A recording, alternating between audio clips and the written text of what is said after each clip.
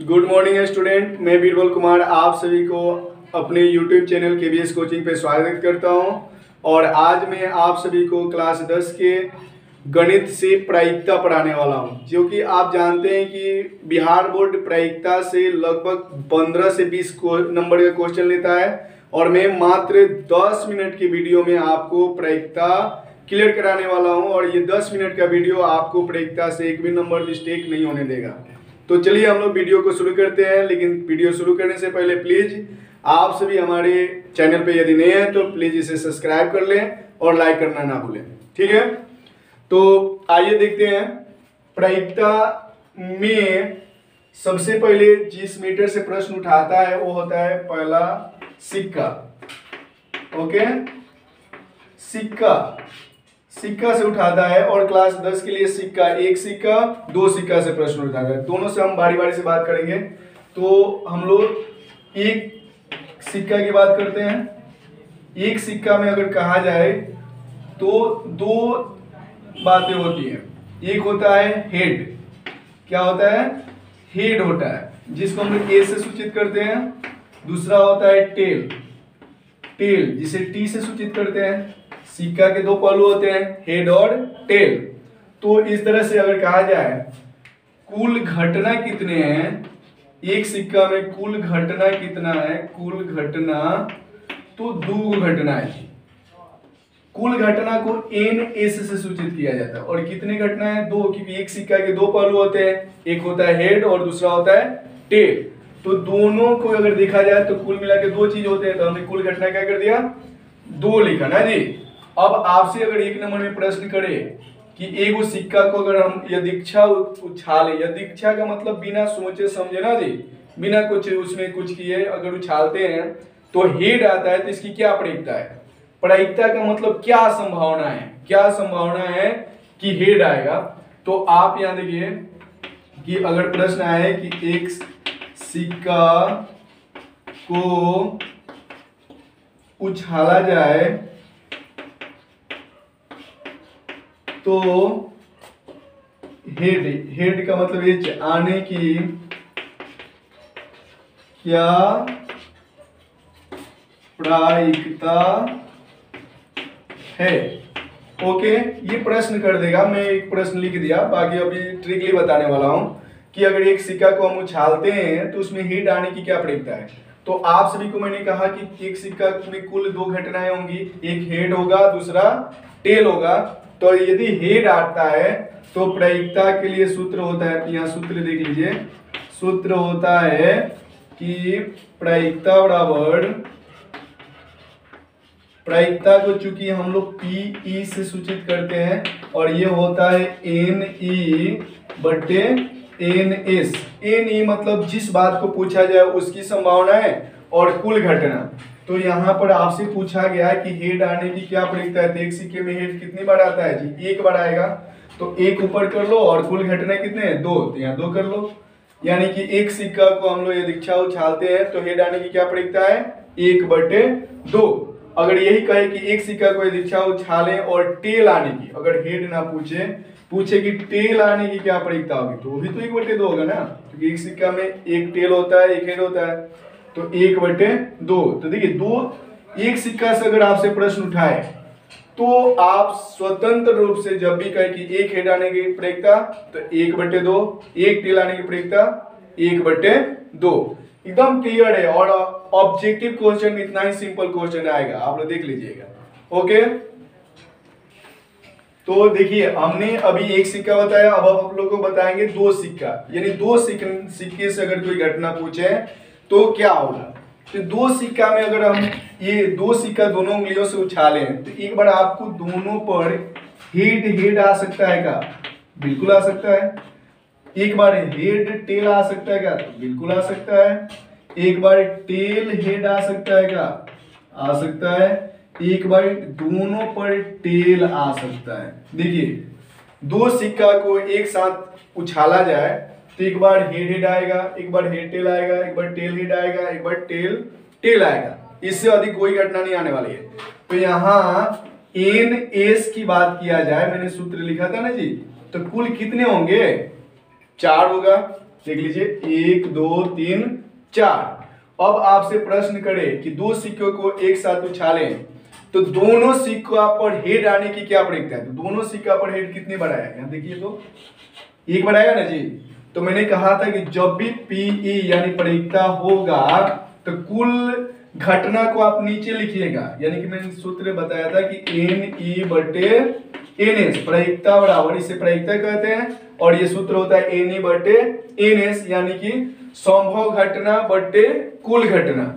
तो आप यहाँ बताइए, मैं प्रश्न कर दूं कि एक दोनों सिक्का को एक साथ उछालूं तो दोनों पर हेड आने की क्या प्रक्रिया है। तो दोनों पर हेड कितनी बार आया, देख लेते इस घटना में सिर्फ एक बार आया, तो एन ई इसका संभव घटना हो गया, और कुल घटना कितनी बार 4, तो 4 यहाँ लिखेंगे।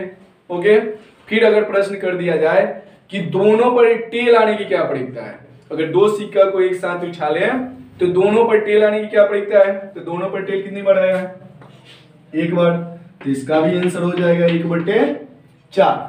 ओके, अगर आपसे कहा जाए कि एक सिक्का पर हेड और दूसरे पर टेल, यानी एक पर हेड दूसरे पर टेल आने की क्या प्रक्रिया है, तो एक पर हेड और दूसरे पर टेल, तो एक पर हेड टेल टेल हेड, यानी दो घटनाएं हो रही। तो इसका आंसर क्या होगा, प्रश्न अगर कह रहे कि कम से कम दोनों पर हेड और टेल आने की क्या प्रक्रिया है, तो 2 बार आएगा ये, तो 2/4। इसे आप क्या कर सकते हैं, घटा सकते हैं, और आंसर हो जाएगा आपका 1/2। अब ध्यान से सुनिएगा, यदि आपसे कह दे कि एक सिक्का को उछालें और उछालने पर लगभग टेल आए, कम से कम टेल आए, तो टेल कितनी बार आ रहा है, देखिए तो 1 बार 2 बार 3 बार, ये नहीं करे 2 बार चाहिए 3 बार, कम से कम टेल आए तो 3 बार आए, 1 2 3। तो इसके लिए क्या प्रक्रिया हो जाएगा, 3/4।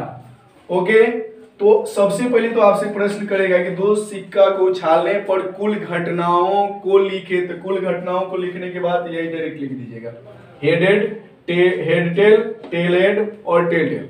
और मैंने अभी जितने संभव क्वेश्चन बनाने की है वो मैंने बता दिया, ठीक है, क्योंकि वीडियो बिल्कुल शॉर्ट करने वाला हूं। अब हम लोग देखेंगे पासा को। ओके, तो अब हम लोग देखेंगे पासा।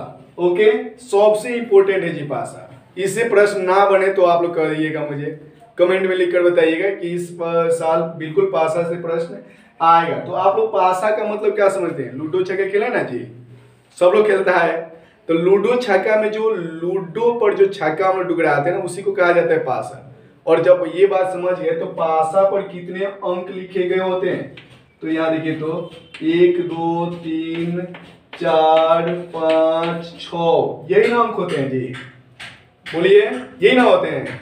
तो इससे हम कह सकते हैं ना कि एन एस यानी कुल घटना कितने होंगे, 6, गिन लीजिए 1 2 3 4 5 6, एन एस निकालना जरूरी है।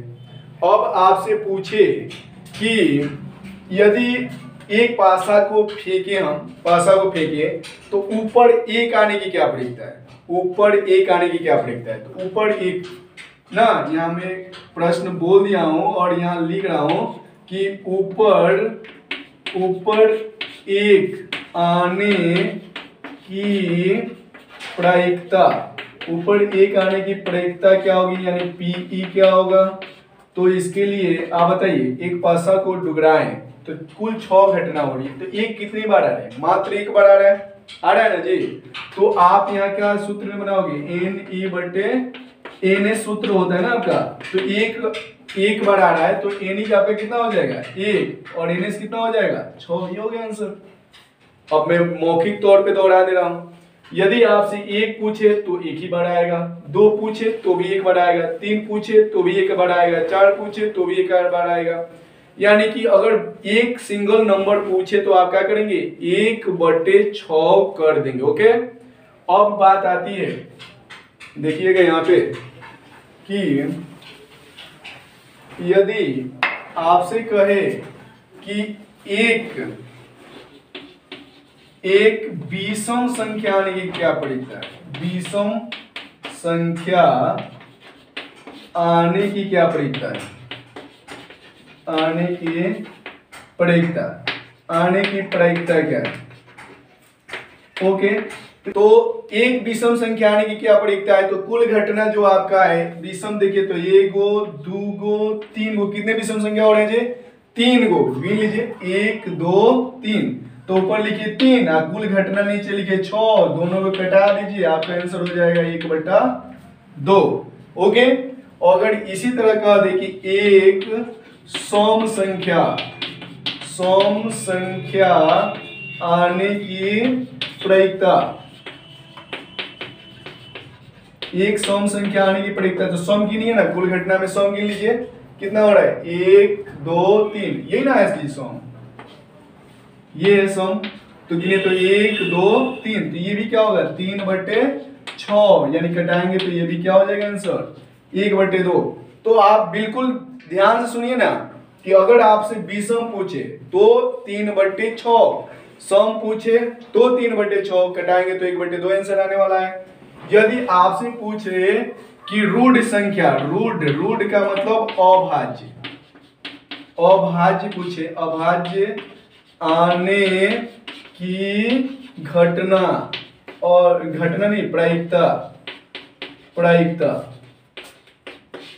रूढ़ यानी अभाज्य संख्या आने की क्या प्रयोगता है, एक पत्ता को अगर हम डुगराते हैं या फेंकते हैं तो ये कि रूढ़ संख्या आने की क्या प्रयोगता है, तो रूढ़ कौन कौन है इसमें से, रूट हम एक को नहीं गिनते हैं, रूट ये होगा 3 होगा 5 होगा, यानी 1 2 3, तो ये भी हो जाएगा 3/6, यानी कि 1/2 कटाएंगे तो। अब इसी तरह से आपसे पूछा जाए कि एक यौगिक संख्या आने की क्या प्रयोगता है, एक यौगिक, यहाँ भी एक जोड़ लीजिएगा लोग, एक यौगिक संख्या, यौगिक को क्या कहते हैं जी, भाज्य कहते हैं, भाज्य आने की प्रयोगता, यौगिक आने की प्रयोगता क्या होगी, तो यौगिक ही नहीं है ना, यौगिक का मतलब जिसमें एक अथवा स्वयं को छोड़कर किसी भी अन्य संख्या से भाग ले, वो क्या होता है, यौगिक होता है। तो यौगिक इसमें कौन है, मात्र ये 4 और 6, दो ही संख्या है, तो हम लोग लिखेंगे यौगिक आने की घटना को गए 2 गो, और कुल पासा फेंकने की संभावना कितना है 6 गो, कटाएंगे तो आंसर क्या होगा 1/3 होगा। तो देखिए ये चारों मीटर 2 पासा के लिए VVI है, इसलिए मैंने लाइन से लिखा है इसको। अब मैं कुछ सिंपल बातों को बता दूं कि अगर आपसे प्रश्न कर दे कि संभव घटना की प्रयोगता क्या होती है, संभव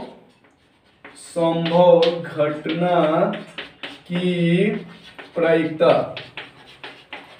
तो संभव घटना की प्रयोगता 1 होता है, 1 होता है, याद रखिएगा, ये 1 नंबर में पूछ सकता है, बहुत ही यथी है। संभव घटना की प्रयोगता क्या होता है 1, और कौन प्रयोगता हो सकता है कौन नहीं होता है, यहाँ छोटे जगहों में देख लीजिए कौन प्रयोगता कहा जाएगा कौन नहीं।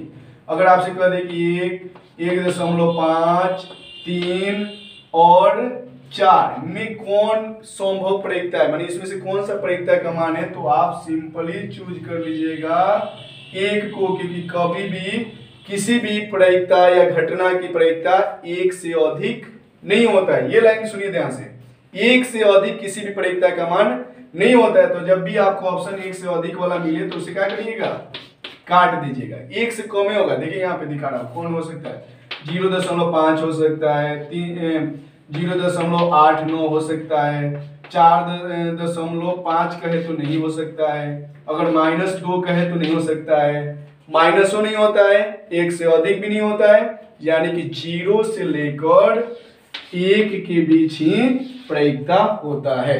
ओके, तो हम लोगों ने आज पढ़ा प्रयोगता में 1 सिक्का, 2 सिक्का और पासा। मैं कहता हूं कि इस बार प्रयोगता में इससे अगर आपको 4 प्रश्न नहीं आते हैं तो बिल्कुल यहाँ पर हमारे कमेंट बॉक्स में लिख सकते हैं। तो आज का वीडियो यहीं समाप्त होता है, धन्यवाद।